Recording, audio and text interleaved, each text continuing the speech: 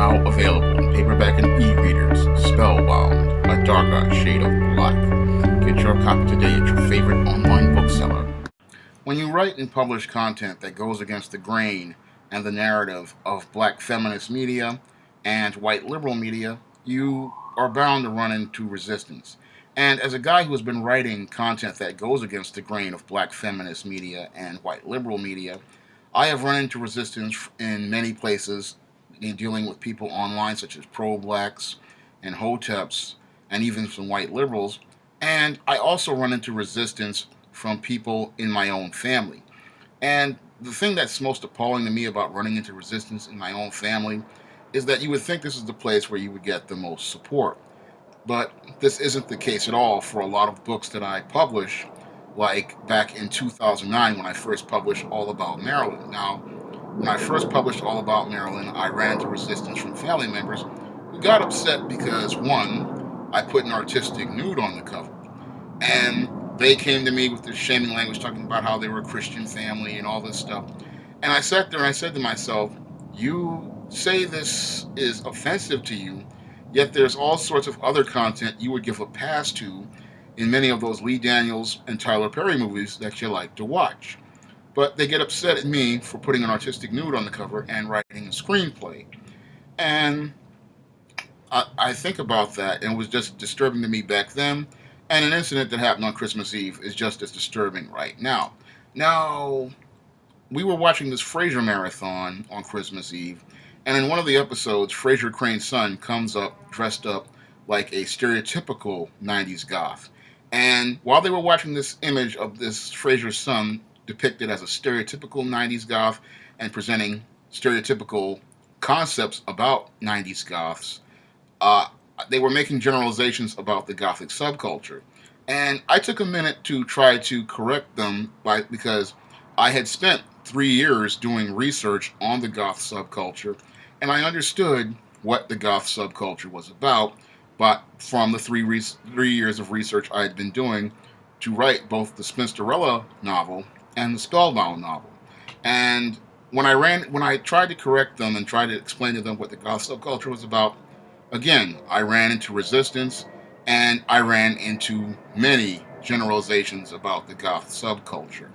And I had one family member sit there and try to tell me that goths worship the devil. And I'm sitting there saying, that's not anything I have seen in any of the 3 years of research I have done on the goth subculture.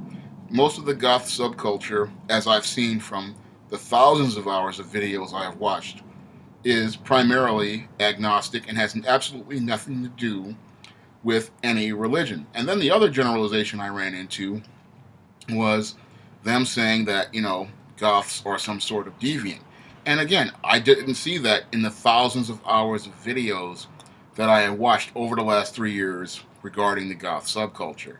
And when I looked at and I listened to this, I said, clearly there is a market for both the Spinsterella novel and the Spellbound novel, especially the Spellbound novel, because a lot of people really have a lot of misunderstandings and misconceptions about the goth subculture. They really do not understand what it's about, and they have ideas in their head based on media they have seen that pretty much present, a Madison Avenue Hollywood generalized image of the goth subculture, but don't present you an actual story presented in facts based on research regarding the goth subculture. Because if you have done the research like I have, you will see the truth about the goth subculture, and you will not come up with these generalizations and ideas regarding it, saying that, goths are devil worshippers, or goths are deviants, or goths are, some sort of sick person, or they're some sort of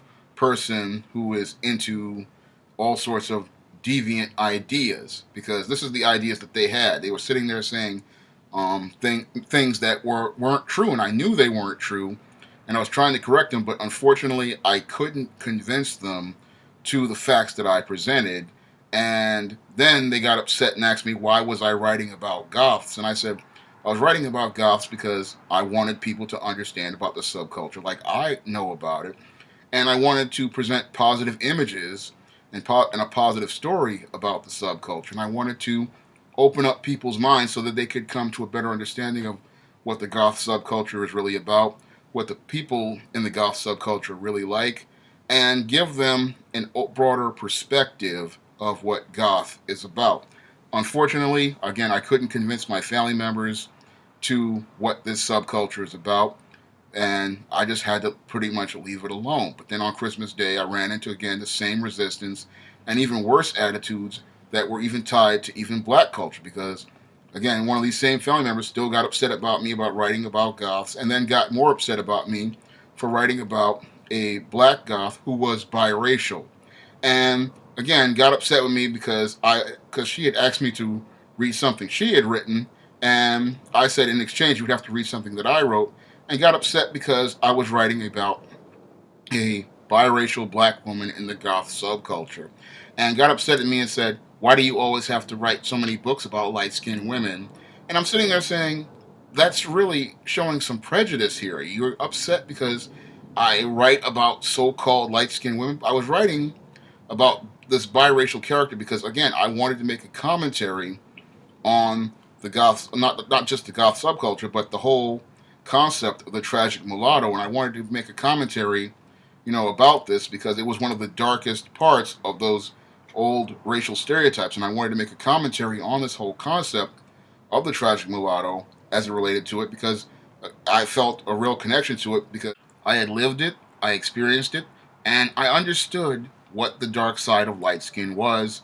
And I wanted to tell that story so people could understand that your light skinned person has to deal with struggles just like your dark skinned person has to deal with.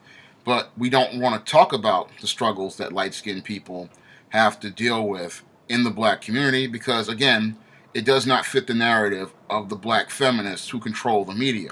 In their minds, only brown skinned and dark skinned women go through all sorts of struggles, and they are super perpetual victims who are often being tormented by everyone in society. And when I write a story about the dark side of light skin, again, that goes against the grain and the narrative presented by your black feminists and your white liberals. And when I start talking about that type of story, it makes a lot of black people uncomfortable because that means I'm going outside of the box. And when you go outside of the box, again, you're going to go run into a lot of resistance. Now, I also argued to the point and said, look, I also write about brown-skinned women. I wrote an entire novel about brown-skinned women called The THETAS. And again, that did not fit their narrative. And I said you wouldn't want to read that either because it doesn't fit the narrative.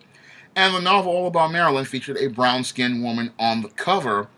And again, didn't want to read that one because, again, it did not fit their narrative. And when I was having this discussion with this family member, I was trying to explain to them, again, things about the goth subculture.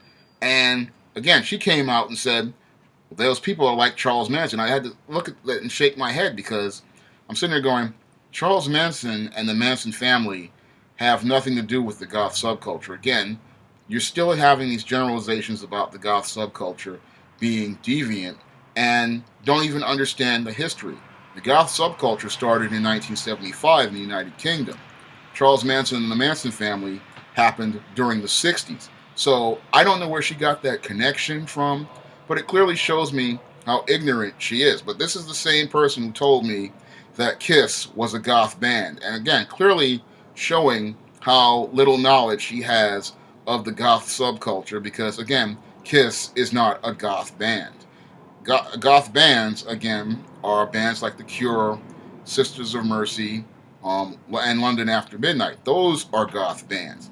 And again, when it comes down to black people, again, I see so much, narrow-mindedness in the black community because a lot of black people live in that black box that is acceptable to white people. And when you live in that black box that's acceptable to white people, you really don't get an understanding of what's going on in the world. You really don't get a good, broad, panoramic perspective of the world. And you only see the world based on the box of black culture told to you by white liberals and black feminist media. And that perspective is a very narrow perspective, a very limited perspective, and you really don't have a good understanding of what's going on. And the conversations I had over the holidays showed me how deeply limited my family is, even though both of the family members I was having this conversation with are college educated and have advanced degrees. They have really limited understanding of other cultures and other parts of the community outside of the narrative presented to them by black feminists and white liberals related to black culture. Because one of these same family members was like baffled when I told them that black goths actually exist.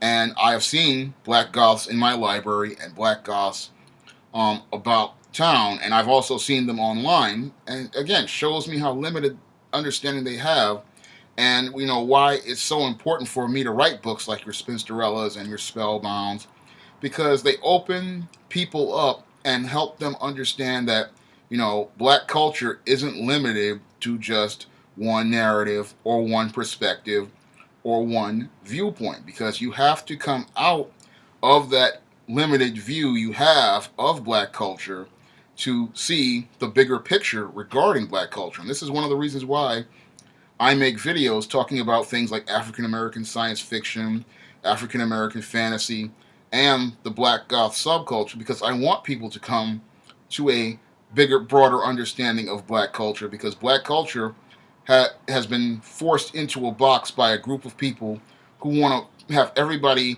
following lockstep down one road, fitting black into this box that's comfortable for white liberals, making their world smooth, but then taking away all the textures and surfaces that make black culture really rich and diverse. Because without that texture, we really don't see what's great about black culture. We really don't get to see what all the unique places that black culture, goes. Because when it comes down to these black feminists and white liberals who control the black media, they push narratives that fit what makes them comfortable. When I was watching that Frasier episode, again, I saw what a white liberal saw goth as, not what goth actually is.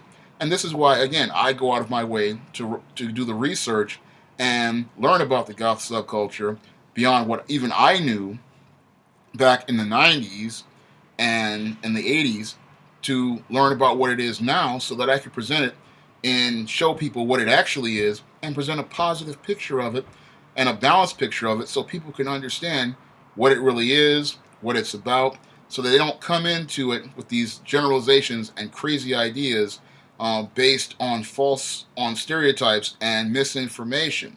Because once you get through reading a book like a Spinsterella or a Spellbound, and you see that there are, one, black people who are part of the goth subculture, and two, there are positive people who are part of the goth subculture, you will come out of it with a better understanding of it, and you won't be thinking, all these false concepts like what I ran into during the holidays with my own family. And again, I write these books so that people can come to a better understanding about things. And again, I'm used to running into this type of resistance, but again, it was just shocking and appalling to me to see people being that prejudiced towards people in the goth subculture.